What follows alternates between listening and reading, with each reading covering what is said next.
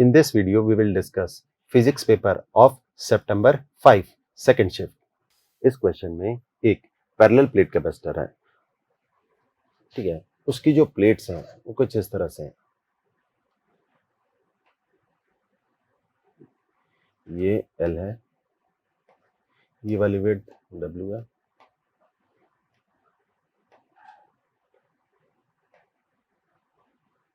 ठीक।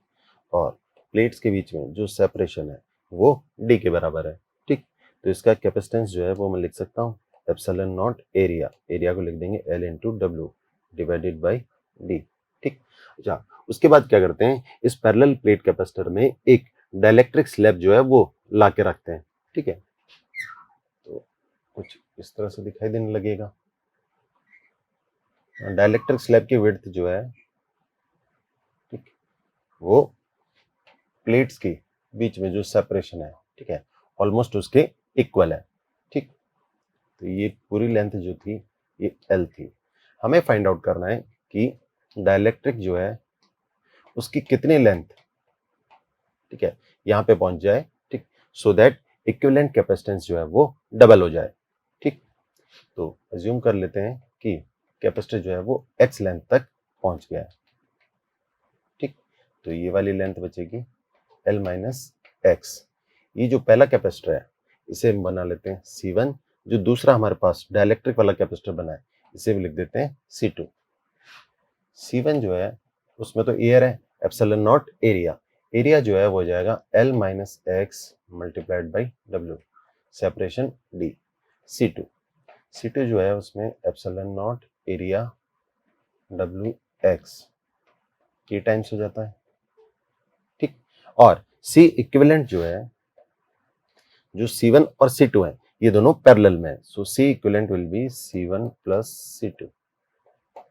ऐड कर देते हैं epsilon nought W divided by D L, ठीक।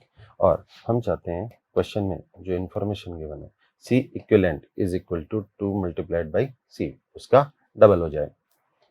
लिख के देखते हैं epsilon nought W upon D, K की वैल्यू 4 गिवन है तो L प्लस 3x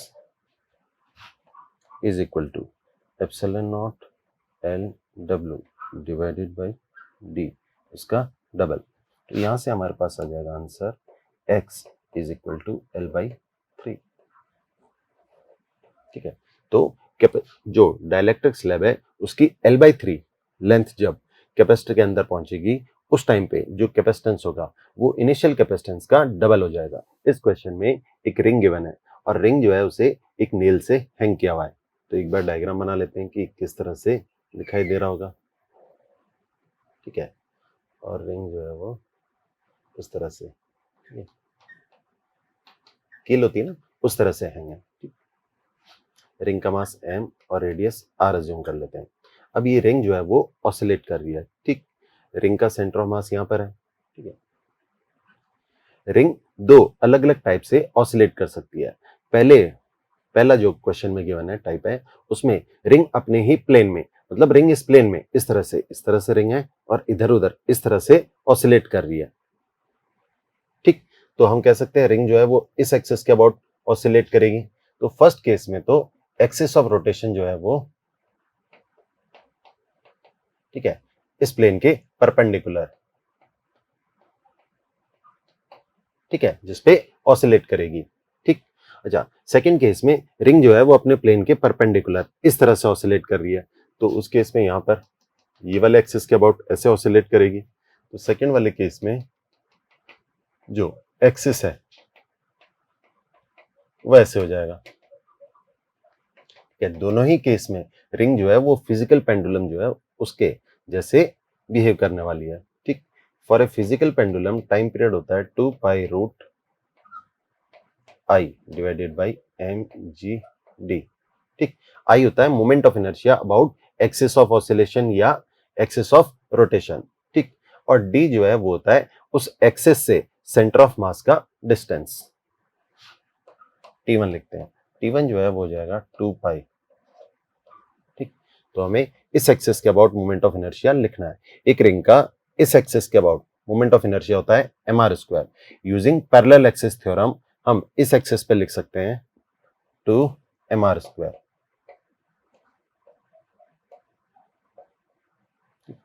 फिर सेकंड 2 पाई, ठीक है। दूसरा वाला जो एक्सिस है वो इधर है, इस तरह से। तो एक रिंग का अपने डायमीटर पे मोमेंट ऑफ इनर्शिया होता है mr²/2। तो इस एक्सिस पे हम पैरेलल एक्सिस थ्योरम जो है वो अप्लाई करके फाइंड आउट कर लेंगे। रिजल्ट आएगा 3/2 mr² डिवाइडेड बाई mgr। अगर मैं T1/T2 करता हूँ, डिवाइड करता हूँ, तो रिजल्ट आ जाता है 2 डिवाइडेड बाई √3। इस क्वेश्चन में हमें 4 इलेक्ट्रोमैग्नेटिक वेव्स हैं, उनकी वेवलेंथ का जो ऑर्डर है वो करेक्टली मैच करना है, ठीक है। वेव्स जो हैं वो हैं microwave, radio wave, X-ray and gamma ray, ठीक।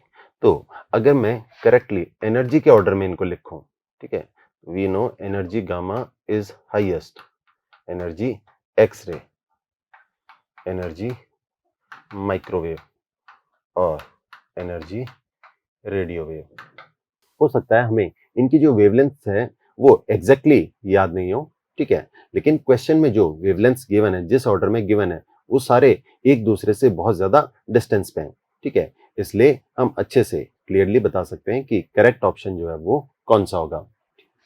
फिर जिसकी एनर्जी ज्यादा होती है उसकी वेवलेंथ कम होती है, तो हम लिख देंगे lambda gamma is less than lambda X-ray which is less than lambda micro which is less than lambda radio, ठीक है। तो हम विदाउट कैलकुलेशन भी करेक्ट ऑप्शन जो है वो सेलेक्ट कर सकते हैं। सबसे पहले इस पेपर के बाकी जो बने हुए हैं वो तो ठीक है, लेकिन क्वेश्चन नंबर 4 जो है उसका वीडियो सॉल्यूशन नहीं था, तो क्वेश्चन नंबर 4 का वीडियो सॉल्यूशन बना रहा हूं अभी।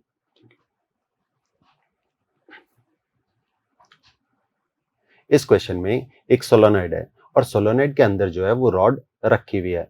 रॉड की मैग्नेटिक परमिबिलिटी जो है वो गिवन है, ठीक।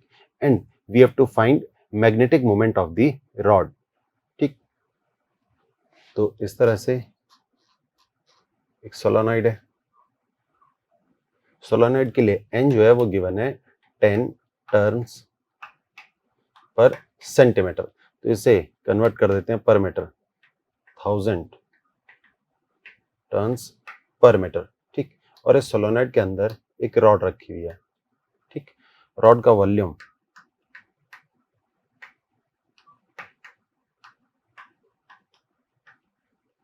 ठीक है, और इसके लिए म्यू आर की वैल्यू जो है वो गिवन है 1000। ये जो सोलोनॉइड है इसमें करंट फ्लो कर रहा है,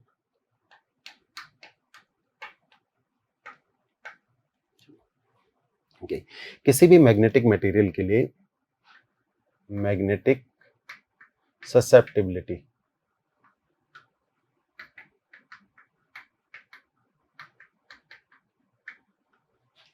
वो आप लिख सकते हो m डिवाइडेड बाई h, ठीक।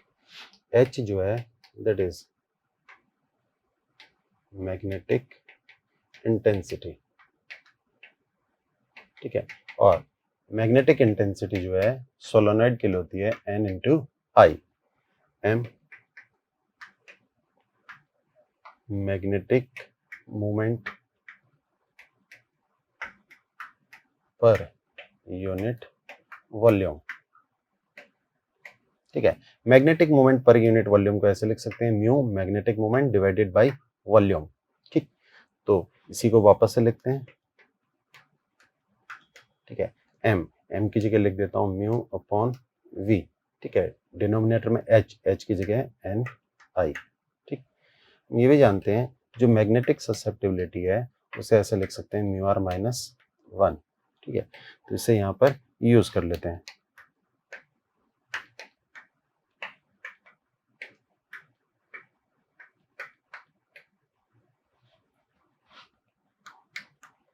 Magnetic moment is equal to mu r minus 1 999, number of turns 1000, current 0.5,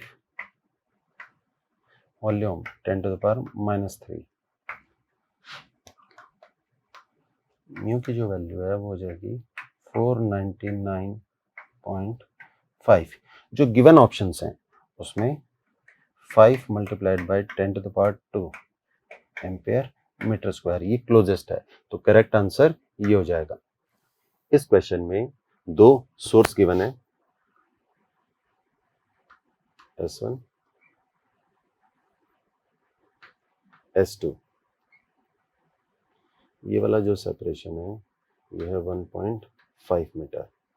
एक यहाँ पर लिसनर है, ऑब्जर्वर है, ठीक है, ये 2 मीटर के डिस्टेंस पे है, ठीक। तो ये ऑब्जर्वर जो है वो मिनिमा ऑब्जर्व करता है। उसके बाद ये ऑब्जर्वर ऐसे एक सर्कुलर पाथ में चलने लगता है, ठीक है। तो इसका S2 जो है वहां से डिस्टेंस हमेशा 2 मीटर ही रहेगा, ठीक है।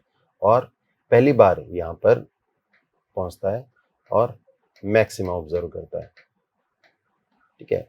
यहाँ पर मिनिमा ऑब्जर्व कर रहा था, ठीक है। मिनिमा के बाद जब इस पाथ पे चलता है सर्कुलर पाथ पे तो पहला मैक्सिमा आता है, ठीक। तो हमें ये वाला जो डिस्टेंस डी है वो फाइंड आउट करना है, ठीक। तो पहले तो हम जो इनिशियल कंडीशन थी, ठीक है, उस पे पाथ डिफरेंस फाइंड आउट करते हैं।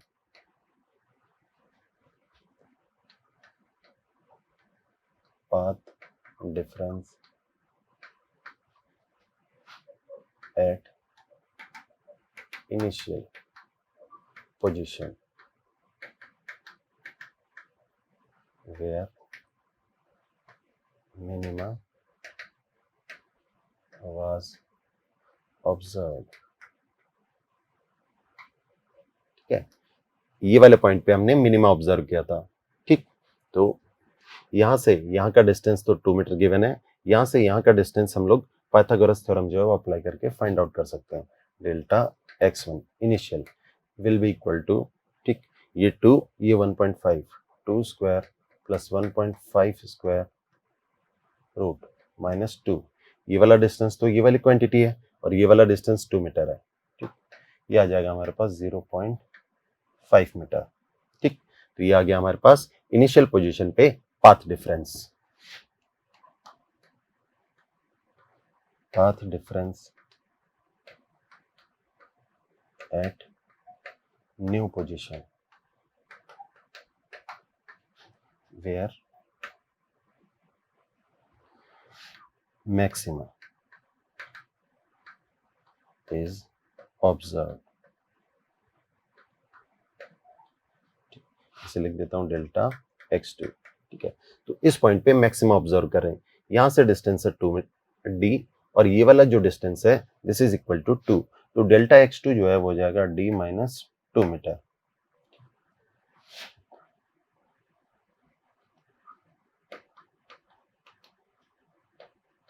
Difference of path difference between adjacent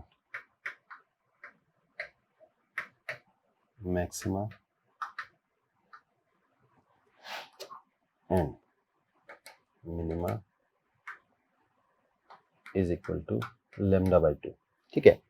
कोई भी मिनिमा से उसका जो नियरेस्ट सबसे पास वाला जो एडजेसेंट मैक्सिमा है, ठीक है, वहां तक जाते हैं तो पाथ डिफरेंस जो है वो λ/2 से चेंज होता है, ठीक है। ये हमें याद रखना चाहिए, ठीक। तो यहां पर देखते हैं पाथ डिफरेंस जो है वो कितने से चेंज हो रहा है, d माइनस 2 माइनस, ठीक। Final path difference initial path difference, इसकी वैल्यू होनी चाहिए λ/2 और लैम्डा 1 मीटर गिवन है। यहां से आ जाएगा हमारे पास d is equal to 3 metre. इस क्वेश्चन में हमें velocity versus time graph given है और हमें डिस्टेंस जो है वो फाइंड आउट करना है, ठीक है। तो एक बार ग्राफ को वापस से रिड्रॉ कर लेते हैं।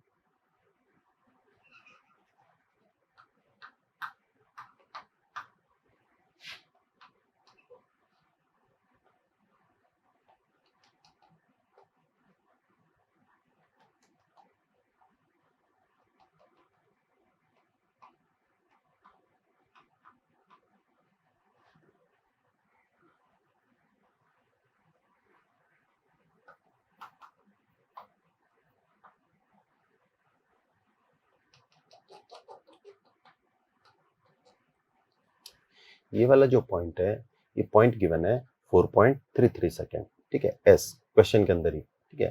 तो इसे हम इस तरह से भी लिख सकते हैं 13/3 सेकेंड, ठीक। अच्छा, तो डिस्प्लेसमेंट जो है उसे तो हम लिख देते हैं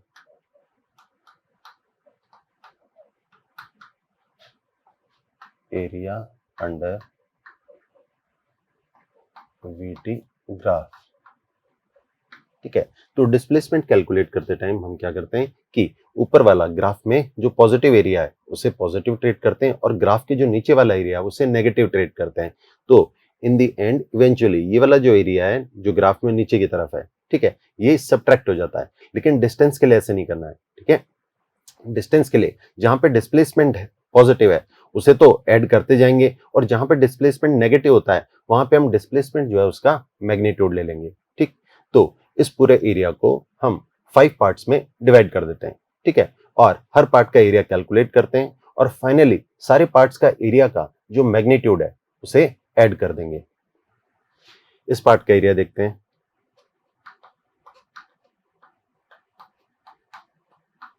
हाफ, ये एक ट्रायंगल है, बेस 2 मल्टीप्लाइड बाई 4, ठीक। तो इसका एरिया कैलकुलेट कर लिया। फिर एक हमारे पास रेक्टेंगल आ रहा है, बेस 1 हाइट 4, फिर एक ट्रायंगल आ रहा है। अच्छा, यहाँ पर देखो बेस, ये टाइम 13/3 है, ये 3 है, तो ये जो टाइम डिफरेंस है, ठीक है, इतना जो टाइम का डिफरेंस है 13/3 माइनस 3, इसे लिख दूंगा 4/3 सेकेंड, ठीक। तो अब इस ट्रायंगल का एरिया आ जाएगा half base into height is 4। आगे चलते हैं, ये 5 है और ये 13/3 है, तो ये जो टाइम का डिफरेंस है जो बेस होगा ट्राइंगल का, ये आ जाएगा 2/3, 5 माइनस 13/3, ठीक है, और यहाँ पे -2 है। ध्यान रखना है हमें जो है वो माइनस यूज नहीं करना है, ठीक, क्योंकि हम डिस्टेंस कैलकुलेट कर रहे हैं, ठीक है। डिस्टेंस कैलकुलेट करते समय केवल उसका मैग्नीट्यूड ऐड करना है, ठीक। फिर फाइनली यहाँ पर ये ट्राइंगल है, इसका बेस 1 है, हाइट 2 है, ठीक है। तो जो डिस्टेंस का आंसर है टोटल करने पे वो आ जाएगा हमारे पास 37/3 मीटर। इस क्वेश्चन में एक रेडियो एक्टिव सब्सटेंस है और सब्सटेंस जो है वो दो डिफरेंट डिफरेंट प्रोसेस से डिके होता है, ठीक है। लेट अस सी, ये λ1 है, ये λ2 है, ठीक। और लैम्डा जो होता है वो inversely proportional to T half, ठीक। तो इस प्रोसेस के लिए टी हाफ जो है वो 10 सेकेंड, दूसरे प्रोसेस के लिए टी हाफ की वैल्यू 100 सेकेंड। लैम्डा जो हो जाता है वो हो जाता है λ1 प्लस λ2, ठीक है। तो टी हाफ जो है उसे मैं इस तरह से लिख सकता हूँ 1/t,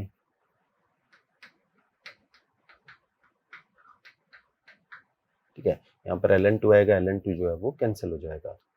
यहाँ से हमारे पास जो टी है, ठीक है, जो इक्विवेलेंट या ओवरऑल हाफ लाइफ आया वो आ जाएगी सेकेंड्स में, ठीक है। इसे हम लोग रफली 9 सेकेंड लिख देंगे। इस क्वेश्चन में एक इनफाइनाइट वायर गिवन है और वायर में करंट आई फ्लो कर रहा है।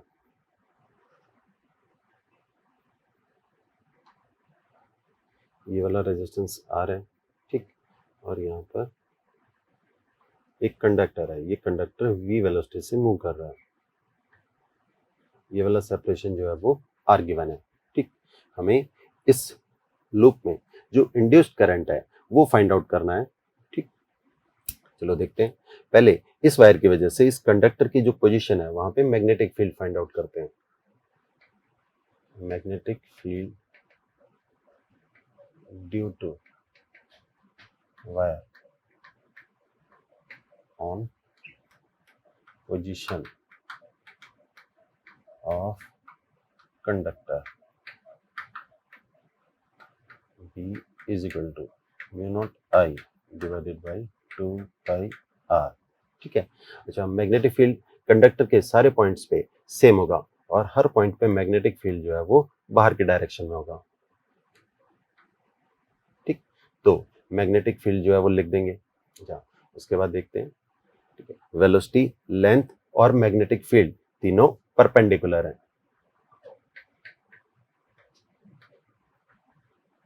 Are mutually perpendicular.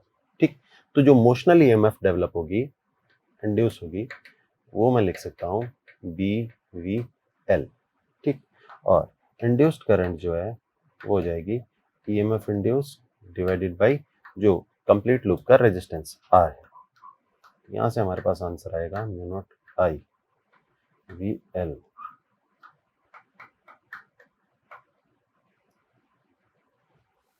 इस क्वेश्चन में एक सर्किट गिवन है, ठीक है, सर्किट के जो लूप्स हैं, ब्रांचेस हैं, उनमें करंट कहीं पे कुछ जगह पे वोल्टेज और रेजिस्टेंस भी गिवन है। हमें पॉइंट बी का potential relative two point A जो है वो फाइंड आउट करना है।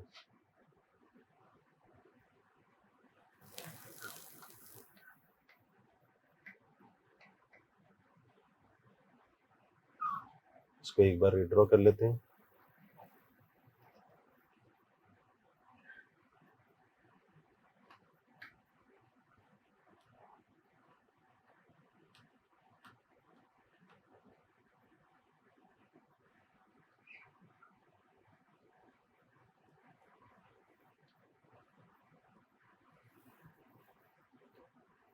ए B C D E F, ये 1 वोल्ट है, ये 2 वोल्ट गिवन है।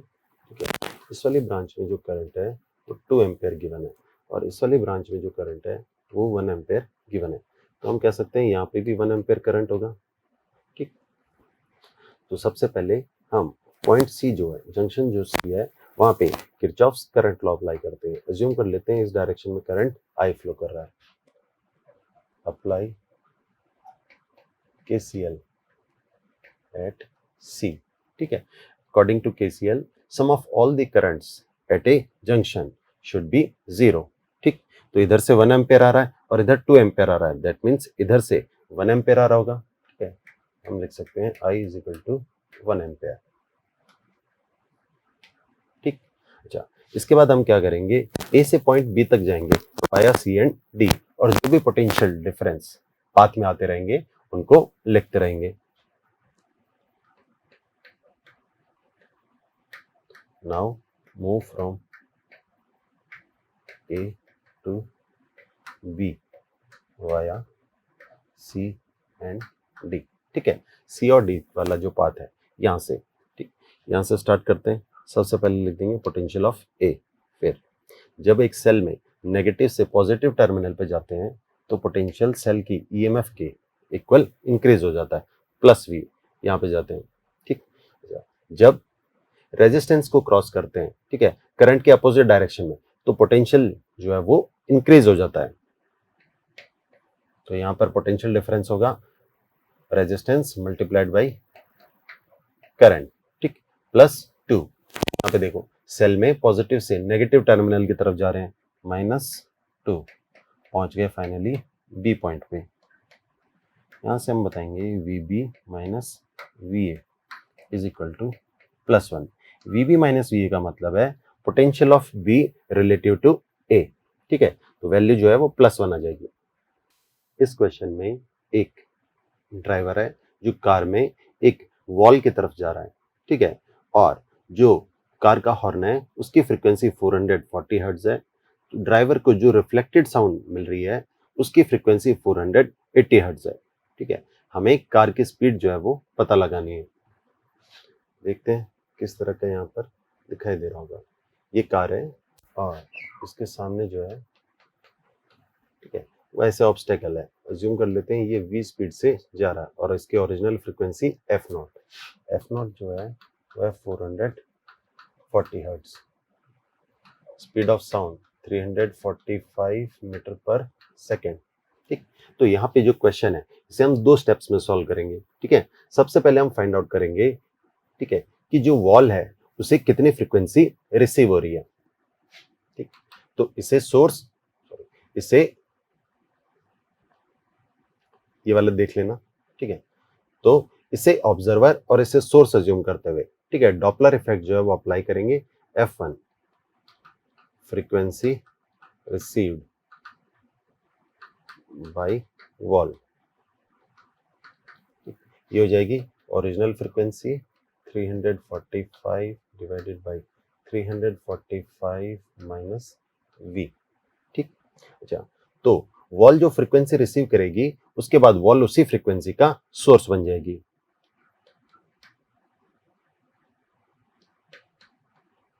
Wall acts as source of frequency,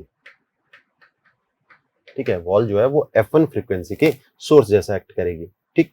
तो अब ये सोर्स और ये ऑब्जर्वर,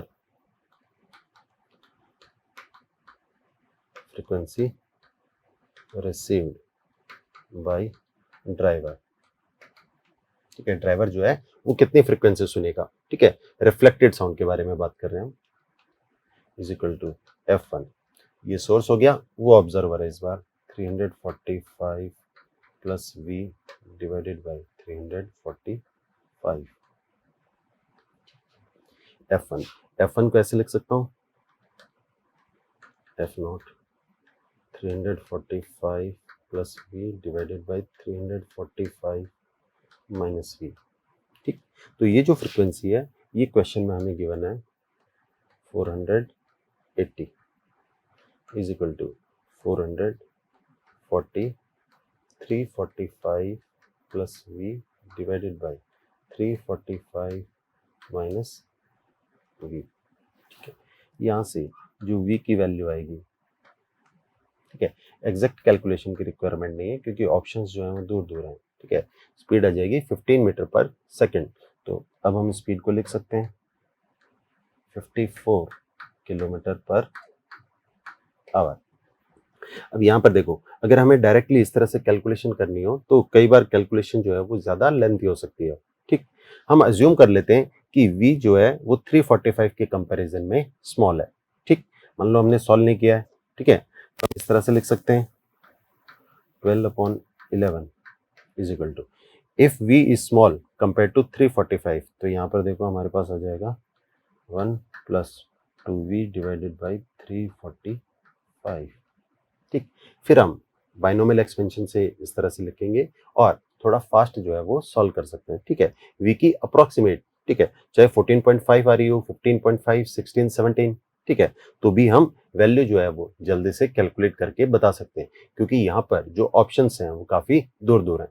इस क्वेश्चन में गिवन है कि एक ऑब्जेक्ट है, ठीक है, स्फेरिकल ऑब्जेक्ट है, उसे h हाइट से ड्रॉप करते हैं, ठीक। तो यहाँ पे उसकी कुछ वेलोसिटी हो जाएगी और फिर ये ऑब्जेक्ट जो है वो एक लिक्विड में चलता है, ठीक है। लिक्विड के लिए विस्कोसिटी ईटा, डेंसिटी रो, और जो बॉल है स्फेरिकल इसके लिए डेंसिटी d लिख देते हैं, ठीक। क्वेश्चन में गिवन है कि ये जिस स्पीड से लिक्विड के सरफेस पे पहुंचता है उसी स्पीड से आगे चलता रहता है, ठीक। दैट मीन्स यहां पर ये टर्मिनल वेलोसिटी जो है वो अटेन कर चुका है, ठीक है। इस पॉइंट पे when falling freely under gravity इसकी जो स्पीड है वो इस लिक्विड में जो इसकी टर्मिनल वेलोसिटी है उसके इक्वल है, ठीक। तो पहले यहां पर स्पीड लिख देता हूं, यहां पे जो स्पीड है वो हो जाएगी √2gh, और फिर टर्मिनल वेलोसिटी जो है वो होती है 2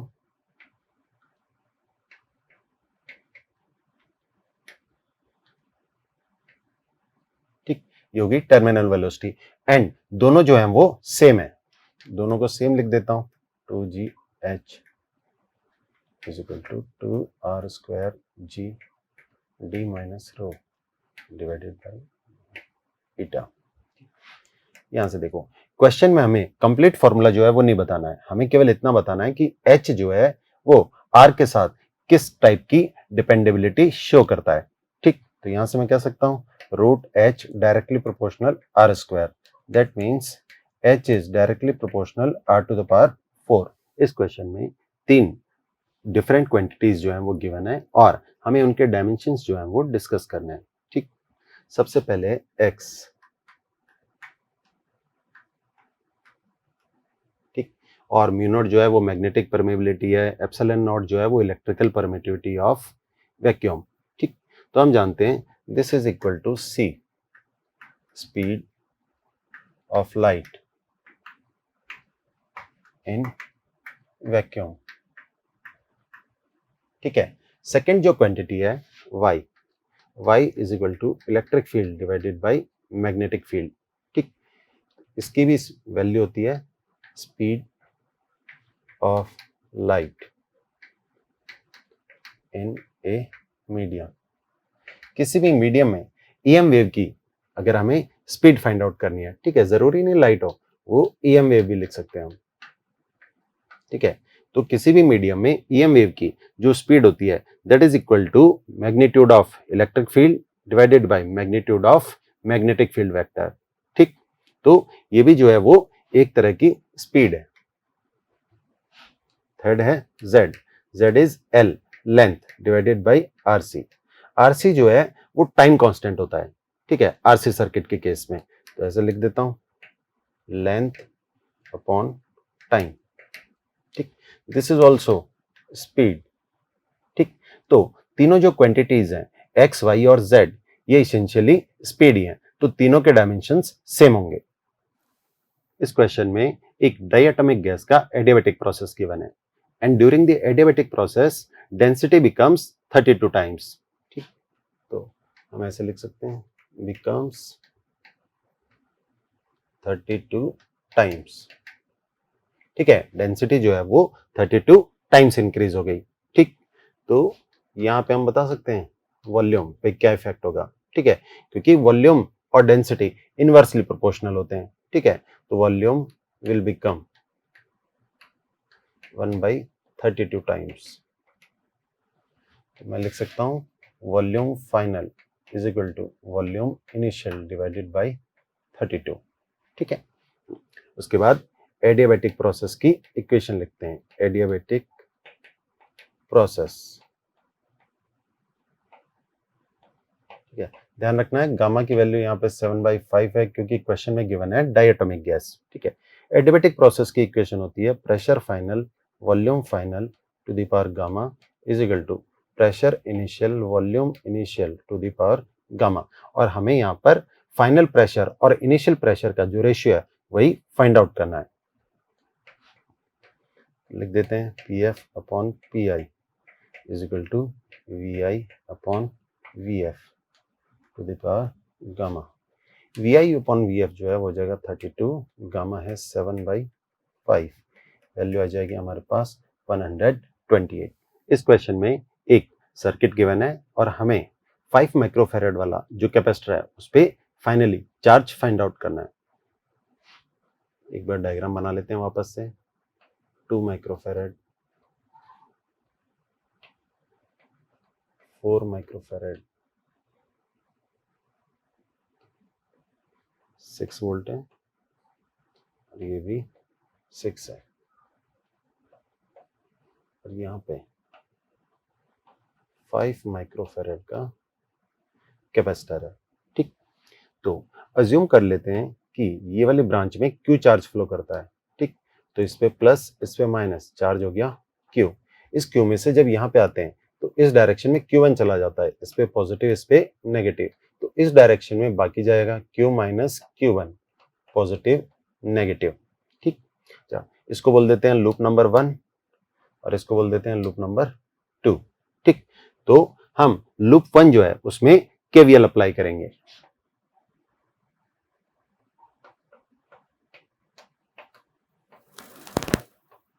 लूप 1, ठीक है, लिखते हैं, यहां से स्टार्ट करते हैं, +6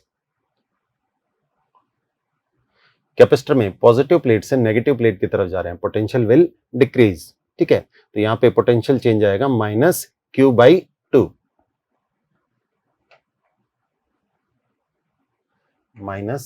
-Q1/5, वापस से उसी पॉइंट पर पहुंच गए, ठीक। इस बार लिखते हैं सेकंड, ठीक है, अप्लाई केवीएल इन लूप 2, ठीक है। सेकंड लूप में अप्लाई करते हैं, यहां से स्टार्ट करते हैं और इस तरह से, ठीक है। इस कैपेसिटर में हम नेगेटिव से पॉजिटिव प्लेट की तरफ जा रहे हैं, तो हम लिखेंगे प्लस Q1 डिवाइडेड बाई 5, ठीक। फिर इधर जाते हैं minus Q1 divided by 4, cell में पॉजिटिव से negative -6 is equal to 0 from 1 and 2।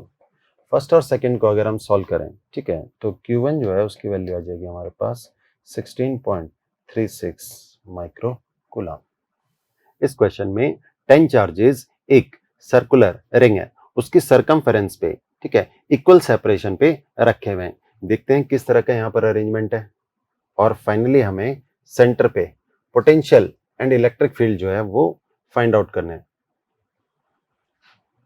तो ठीक है, out of these 10 charges 5 charges are positive, तो पहले तो पॉजिटिव 5 बना लेते हैं, और सारे चार्जेस जो हैं वो इक्वल सेपरेशन पे हैं।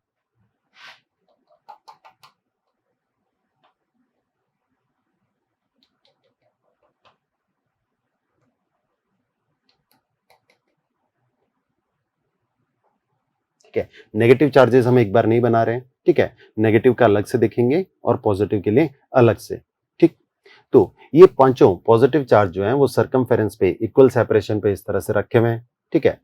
ये वाला एंगल 72, ये भी 72, 72, 72 एंड 72, ठीक। सारे एंगल जो है वो 72 होंगे, ठीक। तो इस पॉइंट पे जो इन पांचों की वजह से इलेक्ट्रिक फील्ड होगा वो कुछ इस तरह से होगा,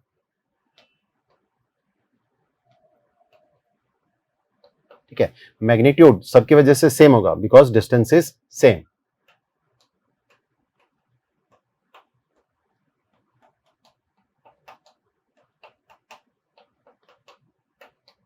ठीक। तो अब देखो इन पांचों वेक्टर्स का रिजल्टेंट क्या हो जाएगा, ई नेट पॉजिटिव की वजह से 0, ठीक। अच्छा, इसके बाद देखते हैं नेगेटिव चार्जेस। नेगेटिव चार्जेस जो हैं वो ऐसे बीच में रखे हुए हैं,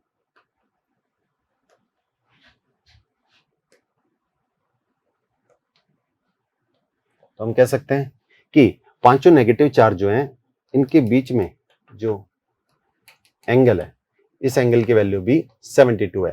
तो यहाँ पे नेगेटिव की वजह से इलेक्ट्रिक फील्ड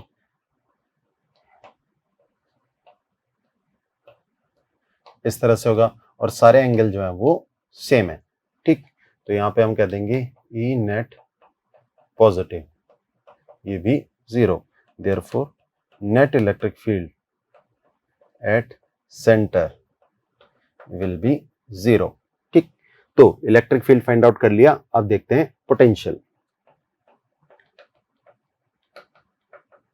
ठीक है। अच्छा, सारे पॉइंट चार्जेस जो हैं वो सेंटर से इक्वल डिस्टेंस पे हैं, तो पोटेंशियल जो है उसे ऐसे लिख सकता हूं K into Q total divided by R, क्योंकि सबका डिस्टेंस सेम है। और क्यू टोटल या नेट चार्ज जो है वो इस सर्कल पे 0 है, क्योंकि 5 प्लस क्यू है और 5 ही माइनस क्यू, तो सेंटर पे पोटेंशियल भी 0 हो जाएगा। इस क्वेश्चन में दो जेनर डायोड जो हैं वो एक सर्किट में कनेक्टेड है, ठीक है। इनपुट वोल्टेज जो है वो गिवन है, ठीक। इनपुट वोल्टेज का हम ग्राफ बना सकते हैं, टाइम के साथ बना लेते हैं, ठीक है। Input voltage t is equal to 0 पे 0 है और फिर लीनियरली इंक्रीज कर रहा है, कंटिन्यूसली इंक्रीज करते जा रहा है, ठीक। तो एक बार हम वापस से सर्किट ड्रॉ करते हैं।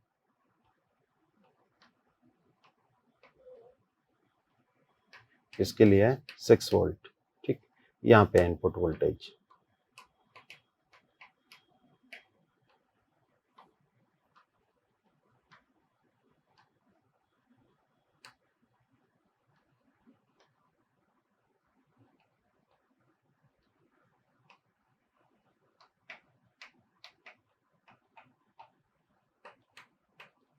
ये भी है और ये 4 वोल्ट वाला डायोड है, और यहाँ पे हम आउटपुट ले रहे हैं,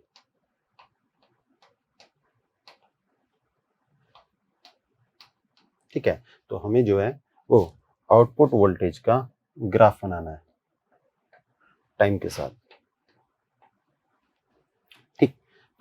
हम जो इनपुट वोल्टेज है उसकी डिफरेंट डिफरेंट रेंज जो है उसके लिए यहाँ पर डिस्कस करते हैं। सबसे पहले बात करते हैं, ठीक है, V input is less then 4, ठीक। तो अगर यहाँ पे 4 वोल्ट अप्लाई करेंगे तो ये डायोड जो है वो रिवर्स बायस होगी, ये वाली डायोड भी रिवर्स बायस होगी, बट ये दोनों में से कोई भी जेनर रीजन में वर्क नहीं करेगा, ठीक है। जेनर रीजन में वर्क करने का मतलब है कि डायोड का जो रेटेड जेनर वोल्टेज है उतना या उससे ज्यादा वोल्टेज उस पर अप्लाई करें, ठीक। तो यहाँ पे करंट फ्लो नहीं करेगा, यहाँ पे करंट फ्लो नहीं करेगा, जितना भी इनपुट वोल्टेज है वो सारा का सारा आउटपुट के फॉर्म में आ जाएगा। तो हम कह सकते हैं, ठीक है, तब तक ये होगा जब तक 4 से कम होगा,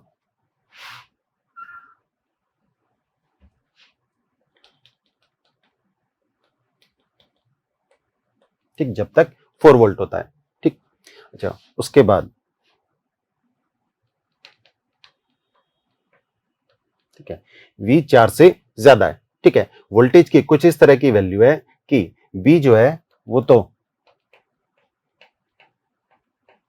जेनर डायोड के जैसे वर्क कर रहा है, ठीक, लेकिन A जो है वो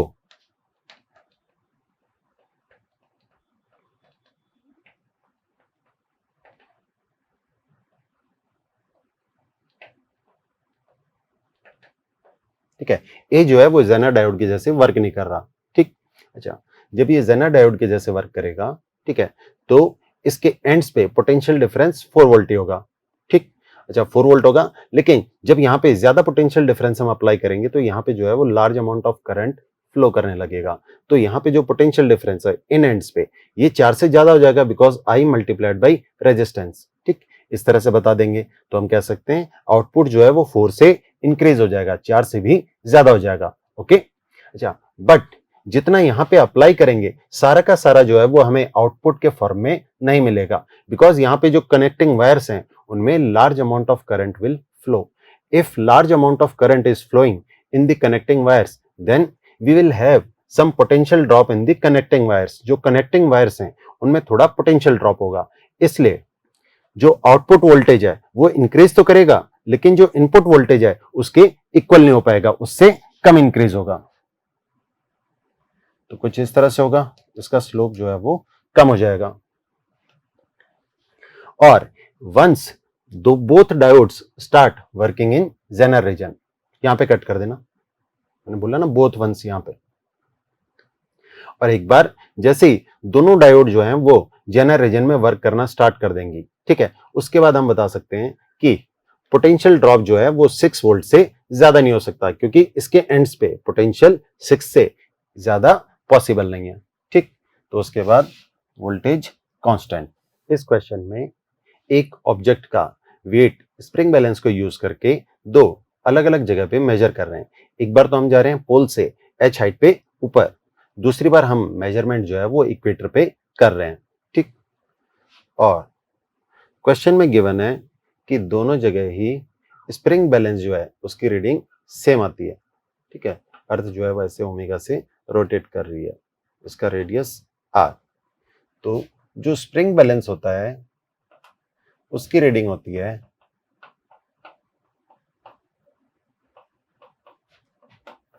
एम जी डैश, जो भी वहां पे इफेक्टिव ग्रेविटी की वैल्यू होती है, ठीक। तो पोल्स पे, ठीक है, ग्रेविटी की वैल्यू होती है जी, पोल से h हाइट पे, ठीक है, considering h to be small.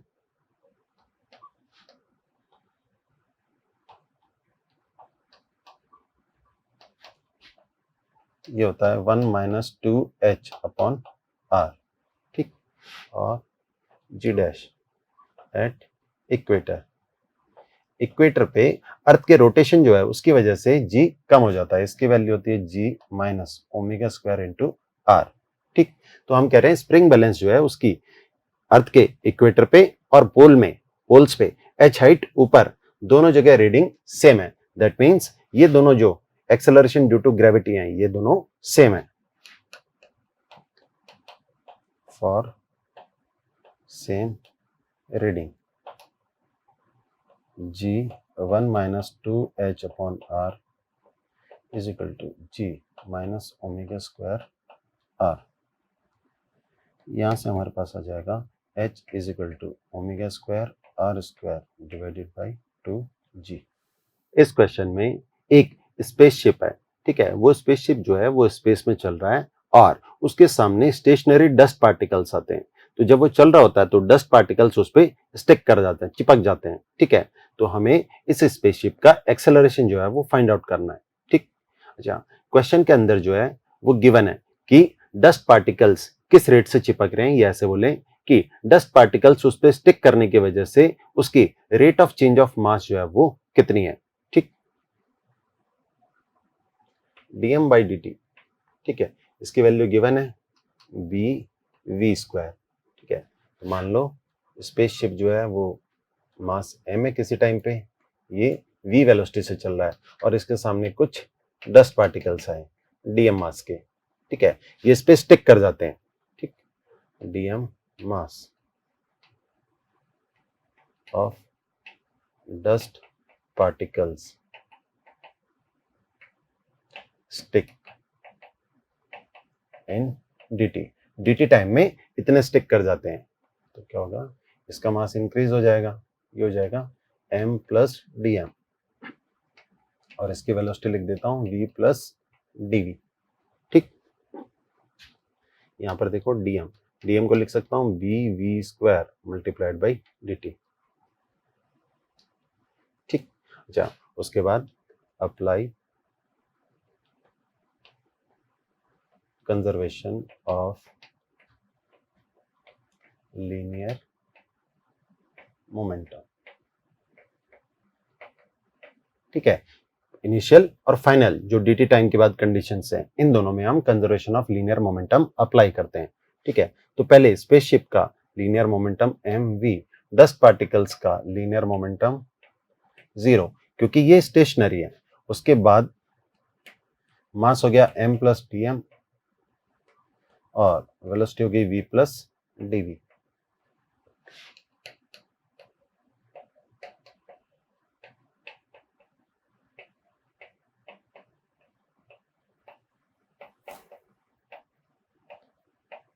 TM DV जो है वो बाकी सबके कंपैरिजन में नेग्लिजिबल है।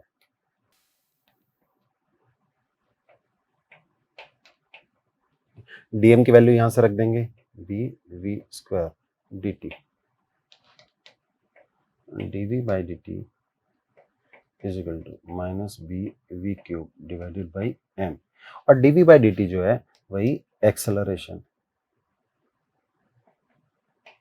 ठीक है। तो यही हो जाएगा हमारा आंसर, ठीक है। ध्यान रखना है v और m जो है वो चेंज हो रहे हैं कंटिन्यूअसली, ठीक है।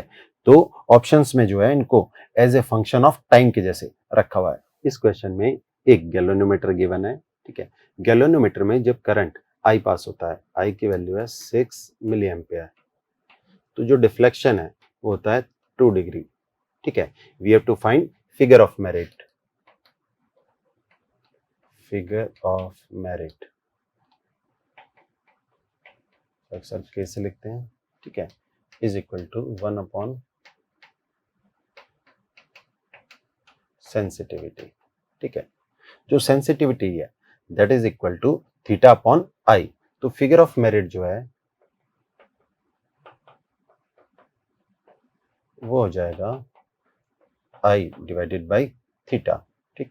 आई की value 6 milli ampere, theta 2 degree, तो हम लिख देंगे 3 multiplied by 10 to the power minus 3 ampere per degree. In this question, we have two wires. Okay. Length of wire 1 is L1 and coefficient of linear expansion alpha 1. For second wire, length is L2 and coefficient of linear expansion is alpha 2. और इन दोनों wires को हमने end to end connect किया है।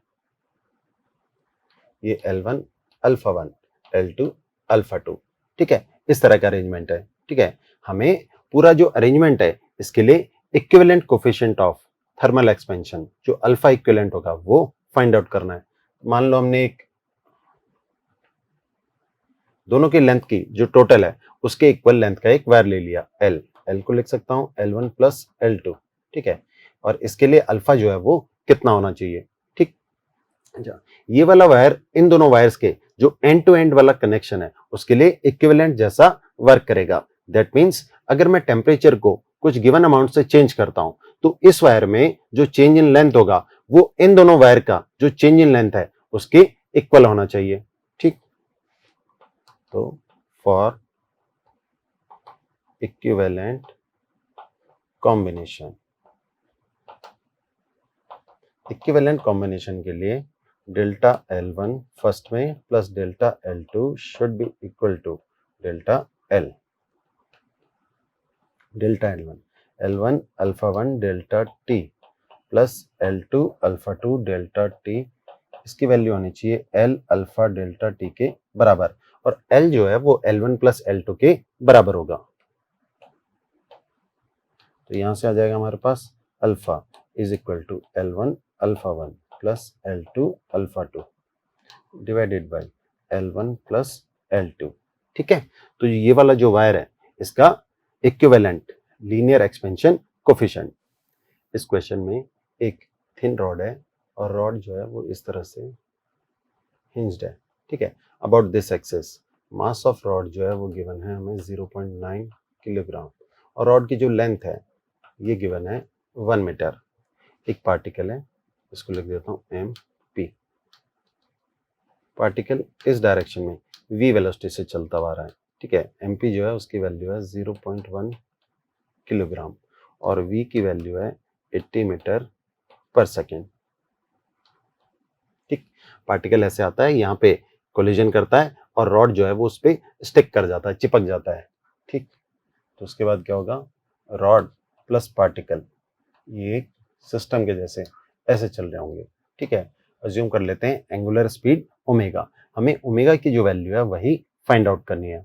ठीक, जब particle इस rod से कोलिजन करता है, ठीक, तो इस पूरे सिस्टम के ऊपर पार्टिकल प्लस रॉड सिस्टम के ऊपर जो हिंज है यहां से इंपल्सिव फोर्स लग सकता है। ठीक, तो अगर हम ऐसा करें कि हिंज के अबाउट एंगुलर मोमेंटम देखें तो वो कंजर्व्ड रहेगा।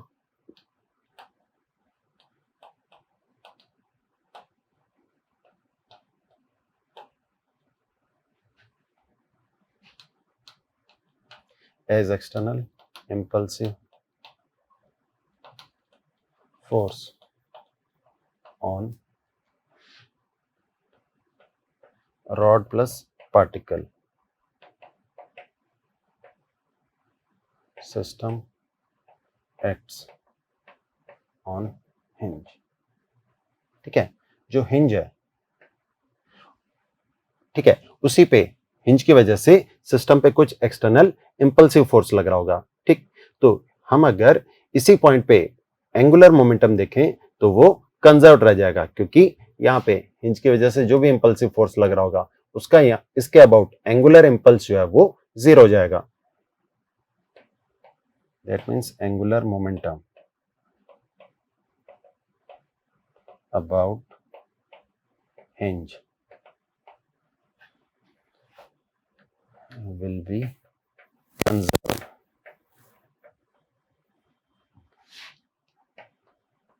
Initial is equal to final. Initial लिखता हूं, इनिशियली रॉड तो रेस्ट है पार्टिकल के लिए, mass of particle into speed of particle multiplied by length is equal to final.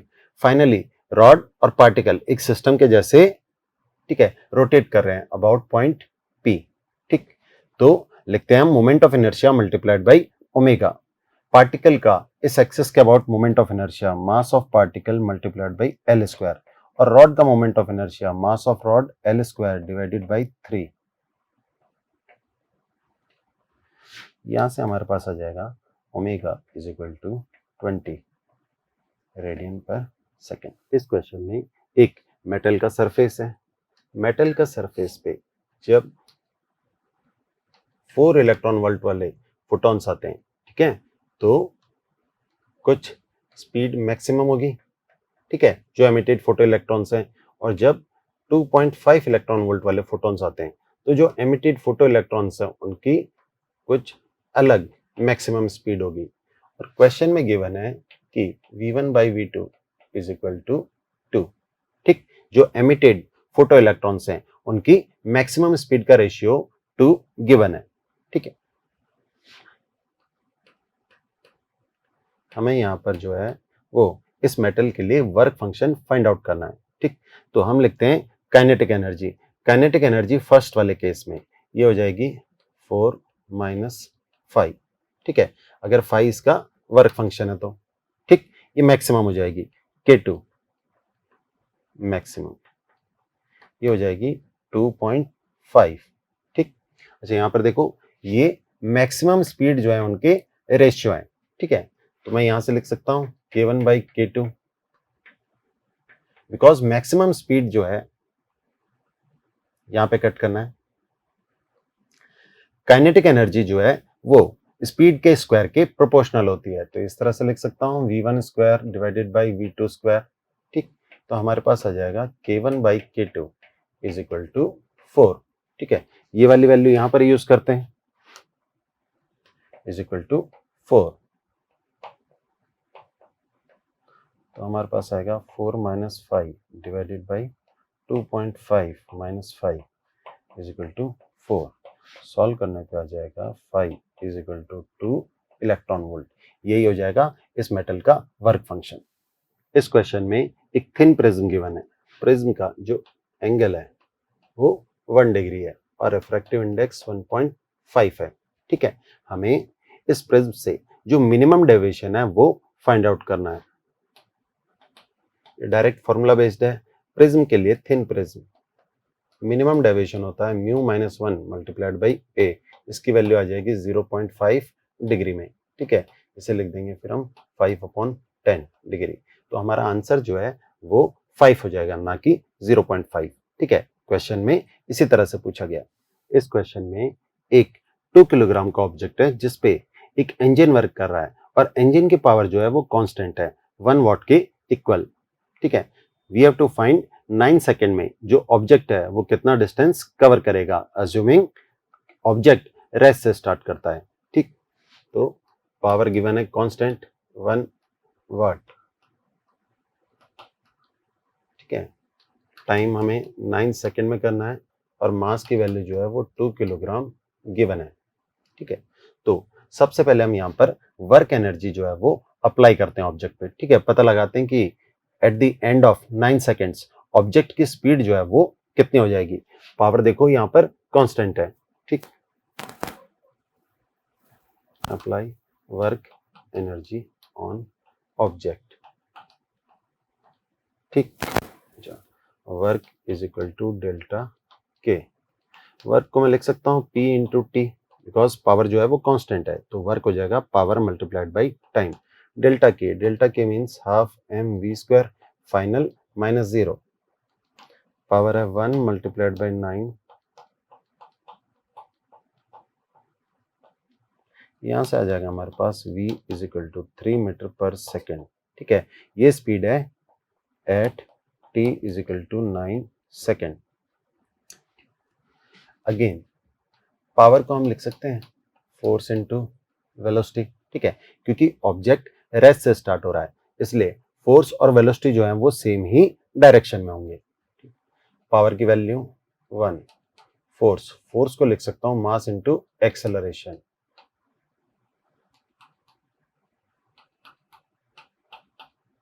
मास की वैल्यू 2 है। ए को लिख सकते हैं v dv बाई ds,